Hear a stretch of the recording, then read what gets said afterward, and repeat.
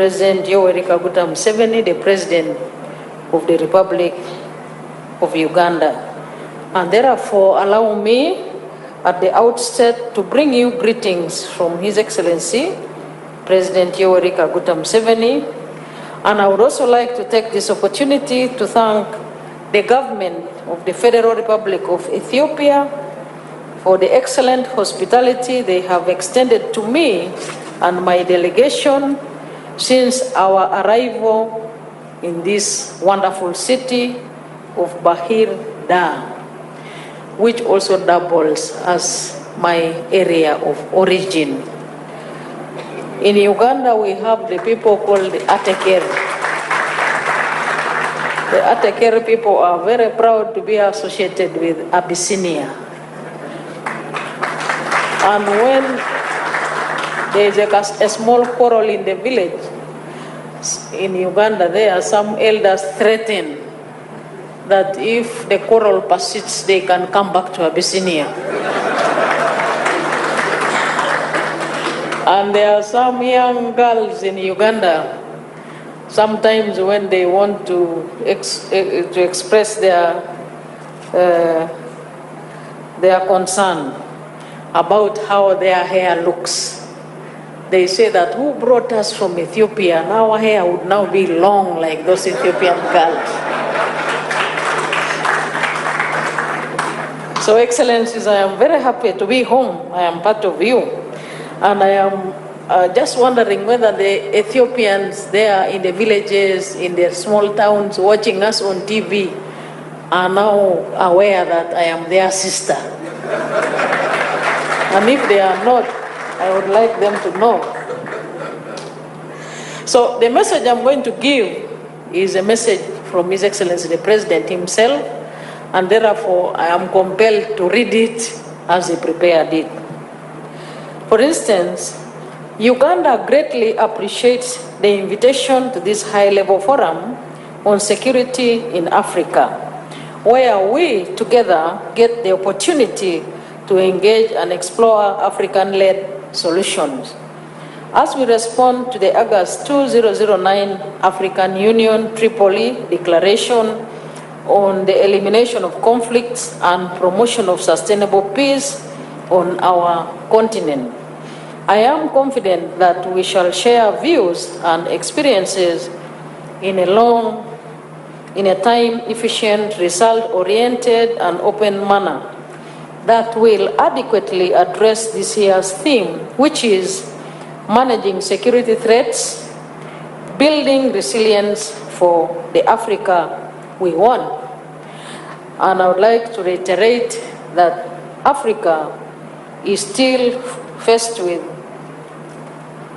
5 forms of insecurity, including military security, economic security, environmental security, political security, and cultural security. And we must devise mechanisms and solutions to all those forms of insecurity. To begin with, Excellencies, unconstitutional changes of government is a matter of concern to Uganda. Our sister countries, including Chad, Guinea, Guinea-Bissau, Mali, Sudan, and Burkina Faso, are dealing with the aftermath of coup d'etats that occurred in the last 18 months. Uganda commends the African Union and the Economic Community of West African States for all the efforts they are undertaking to ensure that these states do commit to civilian transformation by holding elections at an appropriate time. 18 African countries were slated to hold elections this year.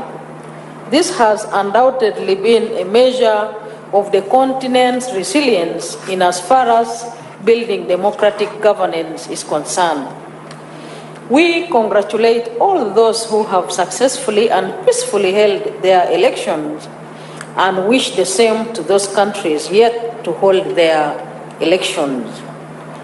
Uganda as well commends the Southern African Development Community for their diplomatic efforts in Eswatini, where they are struggling to establish a national dialogue process after months of tension in that beautiful kingdom. On global security affecting the continent, radical extremism has been on the rise in the world.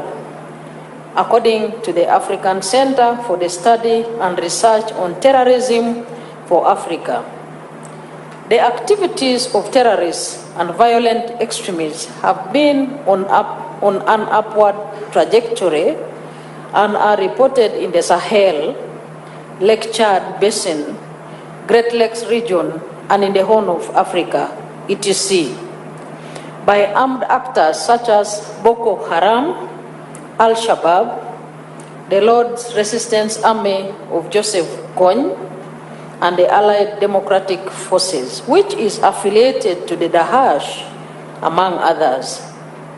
In the Great Lakes region, negative elements such as the ADF recruits not only in Uganda, but also other countries in the region, and this poses a great threat to our national, regional, and international peace and security. Worldwide, radical extremists are said to exploit grievances linked to structural factors such as unemployment, underdevelopment, poverty, lack of access to education, real or perceived political or social exclusion, ethnic, national, and religious discrimination, and marginalization. This leads to radicalization of young people and they are being easily recruited into criminal groups while promising them an alternative and better livelihood. It is in addressing these challenges collectively that we can work towards eliminating the scourge. Excellencies, ladies and gentlemen, the Russia-Ukraine war is raising the cost of staple food at a time of an extreme food insecurity in many parts of the world, including Africa. Some countries on our continent are experiencing food insecurity, while others are experiencing famine-like conditions. We should work towards reversing this trend. On COVID-19, in the context of peace and security on the African continent, it was predicted that the impact of COVID-19 would be particularly catastrophic in the African continent. However, over the last 24 months since the first COVID-19 case was diagnosed in the African continent on 14th February 2020 in Egypt, the pattern has been one of resilience. I congratulate the African countries in the fight against COVID-19. Now we have to deal with the manufacture of our own vaccines and scientifically prepare for any unforeseen epidemics. On climate change preparedness, adaptation, and financing, I note that the global efforts to address climate change continue to fall short of what is required to keep the Paris Agreement temperature goal well below 1.5 degrees Celsius. Last year's global negotiations resulted in some gains. For example, financing for adaptation and curbing deforestation. Commitments to curb greenhouse gas emissions remain developing countries insufficient to adapt to climate change. In less than a month from today, Egypt will be hosting COP27, billed as the Africa COP. Africa should seek for opportunities to secure meaningful commitments to its agenda. Africa has long been clear about its climate priorities. The region needs financing to support adaptation, as well as technology transfer and other forms of support. Africa is acutely aware of the need for climate action, but such action should also support the region's development and industrialization ambitions. That will require skills and capacity development, green jobs and investment. At COP27, Africa needs to push for concrete action and more ambitious commitments around climate change financing. Excellencies, on oil and gas, there is need to support African countries in commercializing their oil and gas reserves, because this will provide funds for some of the countries like Uganda, which have these resources, to develop and invest in a more renewable energy sources and the achievement of energy access for all their people. In addition, liquid petroleum gas from such projects will be key in providing a cleaner cooking energy source that will save forest cover, which is being lost rapidly to charcoal burning and firewood. On functional relevance of existing peace and security institutions and normative frameworks at regional and continental level. The Peace and Security Council, the most visible component of the African peace and security architecture to date, supported by the Commission, a panel of the wise, a continental early warning system, an African standby force, and a special fund, is yet to deliver the expected dividends. Among other things, the objectives of the Peace and Security Council are to promote peace and security and stability in Africa in order to guarantee the protection and preservation of life and property. African countries have a rich, varied cultural heritage with huge potential to facilitate and promote social cohesion and sustainable development in the region. Lakes, rivers, game parks, which cut across African countries, should be a source of unity as opposed to being a source of conflict. The challenge is to build on this varied cultural heritage and help fledgling economies benefit from sustainable development. Africa's cultural environment requires the strengthening of institutional and individual capacities.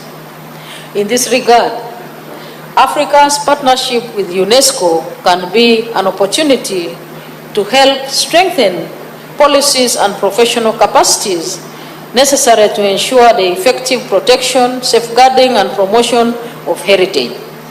Secondly, respect for cultural identities and the development of viable cultural and creative industry as drivers for growth and peace.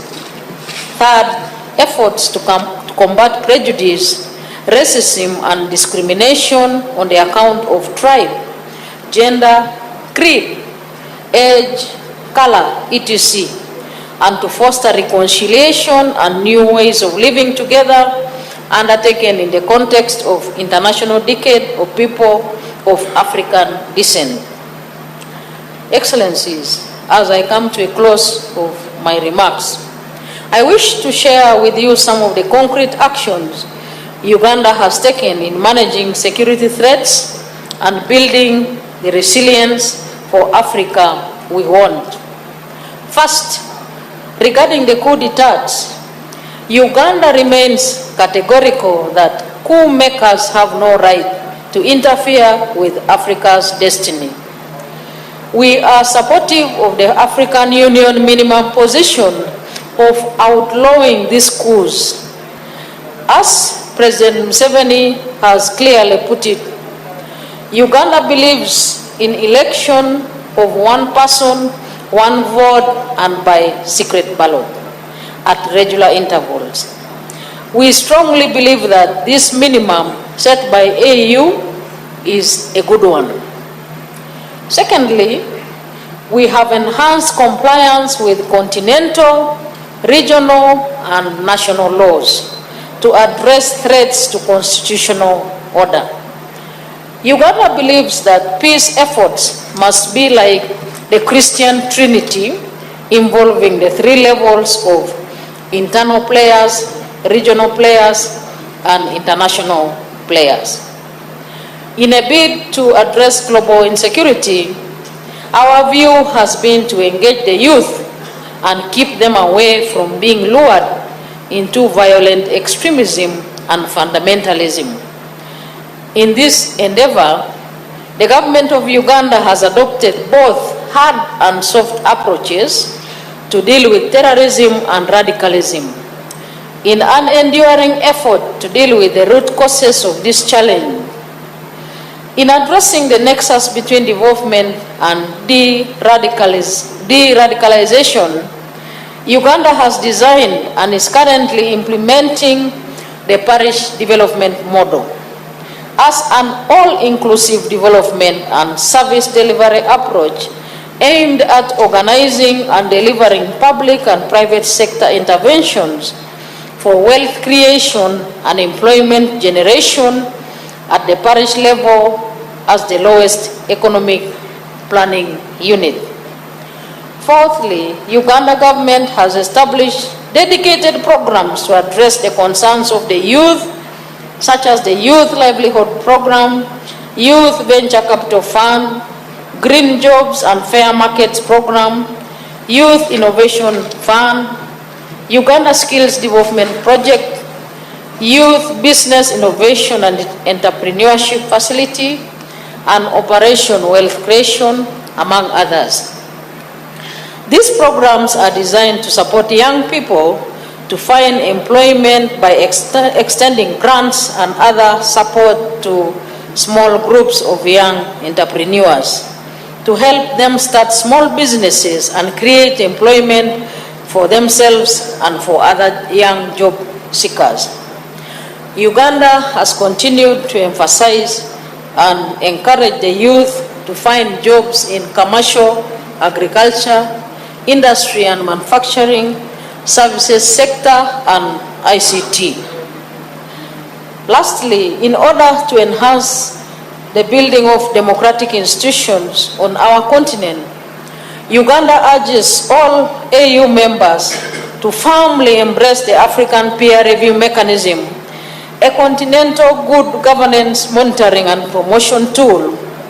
It is striving for universal accession by 2023. Currently, 41 out of Africa's 55 states, including Uganda, are voluntary members. I would like to persuade other members who have not voluntarily subscribed to subscribe.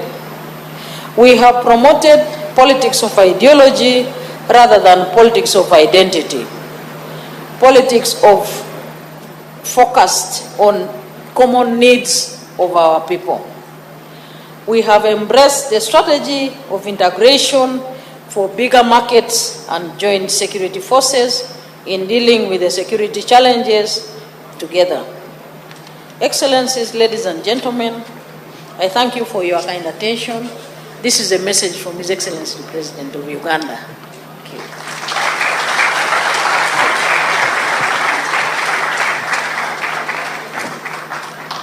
Your Excellency, thank you for walking us through the threats that this continent is facing and the steps that Uganda is taking towards attaining the Agenda 2063. As you can tell, the messages this morning are very much aligned, calling for integration, cooperation, and working towards green futures and enhancing engagement of our youth.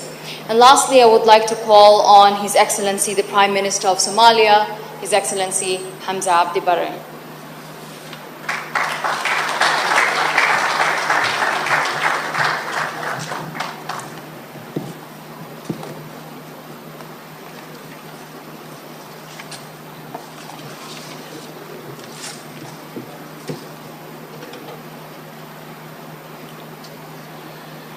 Your Excellency, Dr. Abiy Ahmed, Prime Minister of the Federal Democratic Republic of Ethiopia, our host, my brother, the President of Amara region, President of Jamhuriyat Sudan al-Shaqiqa, General Abdel Fattah,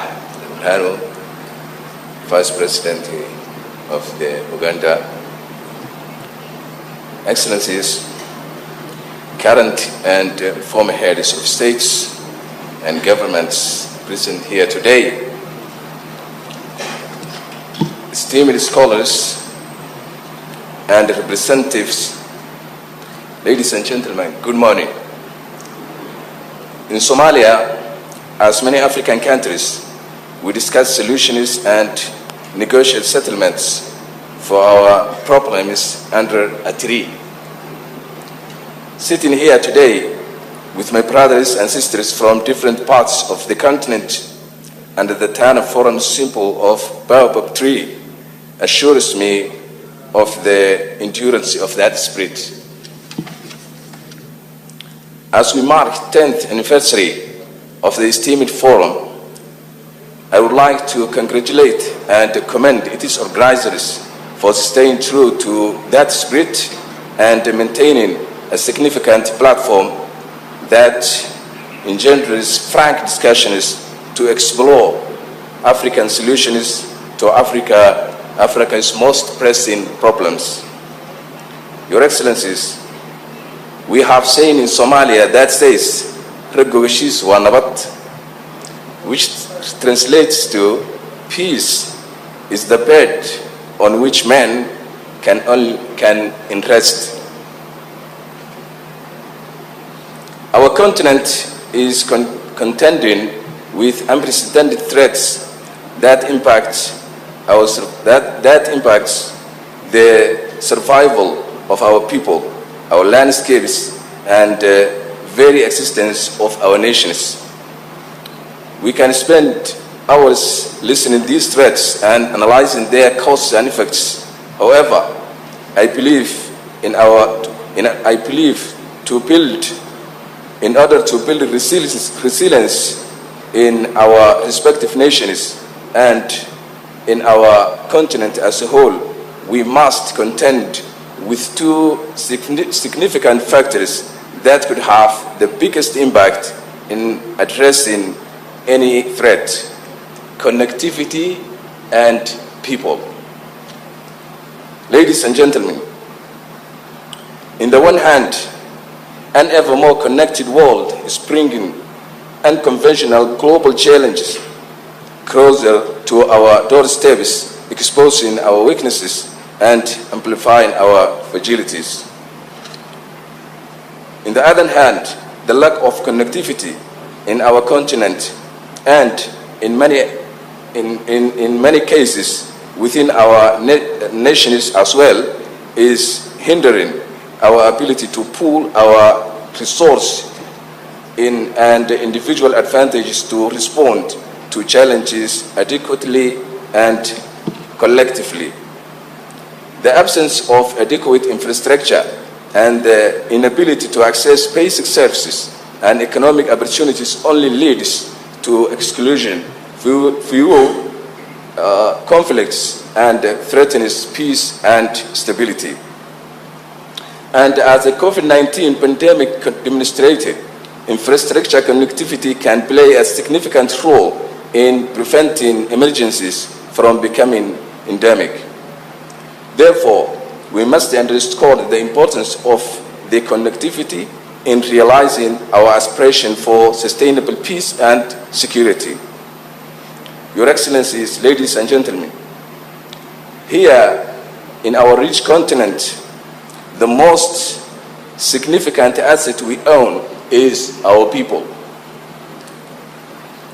Yet, climate change is posing existential risks to every living being, driving food insecurity, igniting dangerous conflicts, and causing mass displacement. Each day, our communities struggle to adapt to this extraordinary challenge, they are yet again faced with other threats such as terrorism, radicalization, and violent extremism. In our experience, the only way to withstand such a challenge is to involve the people who are, at the end of the day, the ones with the real power to bring about lasting and a fundamental change. In Somalia, for example, the failure of 4 consecutive rainy seasons has caused one of the most severe droughts in living memory. Its impact on the people, however, has been exacerbated by the deliberate inhuman acts of the terrorist group Al-Shabaab by isolating communities, cutting off main supply routes, burning wells, and destroying crops. Al-Shabaab have directly and deliberately contributed to the worsening of the dire humanitarian situation in my country. And when people had enough, they rose up to expel this cancer from their midst. Dulmidid, the rejection of any form of oppression, the name given to the current and the ongoing offensive against Al-Shabaab and the similar terrorist groups in Somalia. It takes root in our new comprehensive strategy to liberate people, their territories, properties, and lands from grips of violent extremism. The core component of this strategy is our people. My brothers and sisters, our administration envisions a Somalia at peace with itself and at peace with the rest of the world. And as we nurture cohesion within the political settlements, we also within our societies, through reconciliation and the political settlements, we also prioritize peace and security. Hence, as soon as we took office, we denounced the strategy of containment and announced a comprehensive offensive against terrorism in Somalia. Taking the fight to cleanse the minds of misguided people, we mobilized religious scholars to challenge the malicious misinterpretation of Islam. To curb their fundraising capacity, we directly targeted their extortion networks and infrastructure and implemented strict mitigation measures. And as we launch our operational campaign, local communities organized themselves at a grassroots level, took up arms, and with the help of our SNA force, liberated their towns and villages. We may have lost many heroes in this process, but in the past 3 months only, terrorists have been eradicated from an area covering 150 kilometers in central and southern Somalia, a significant victory worth celebrating. Dulmidid is at its earliest stages. However, its success so far can serve as a proof of concept for a model of promoting peace and security through the effective engagement, empowerment, and mobilizing of local communities. It would be great to see this model replicated everywhere. Innocent people are suffering at the hands of the ruthless gangs attributing misguided nations to religious ideologies in order to oppress and enslave communities. Our people are the key to attaining this peace, stability, and prosperity we aspire to. Our role as their leaders is to provide them with support and instill a positive shift in their mindsets that will encourage them to take constructive actions. In conclusion, please accept my sincere gratitude for the opportunity to share my thoughts in this unique platform. Thank you very much.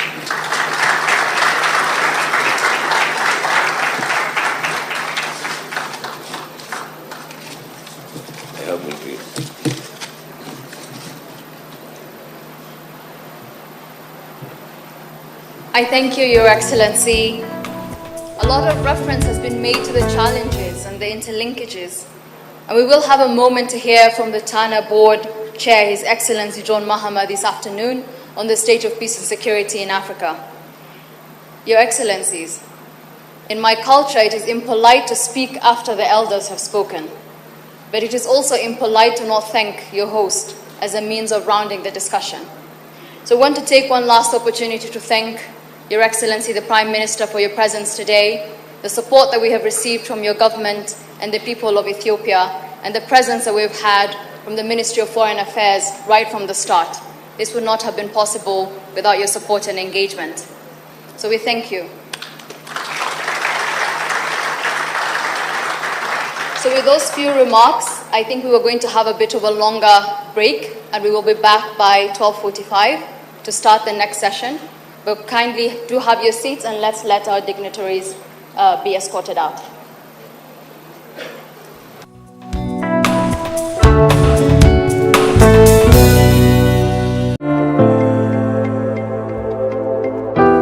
ትምህርት ቤቶች ተማሪዎቻቸውን ማሳየት አለባቸው። ተቋማት እየመጡ ማየት አለባቸው። እዚህ ቦታ የሚታየው ኤግዚቢሽን ስለ ግብርናም፣ ስለ ኢንዱስትሪም፣ ስለ ማይኒንግም፣ ስለ ቱሪዝም የማይነካው ሴክተር የለም። ብዙዎቻችን የምንማርበት የምንደመምበት ምናልባትም ሀሳቦች ካሉን የምናጋራበት ቢዝነስ ሀሳብ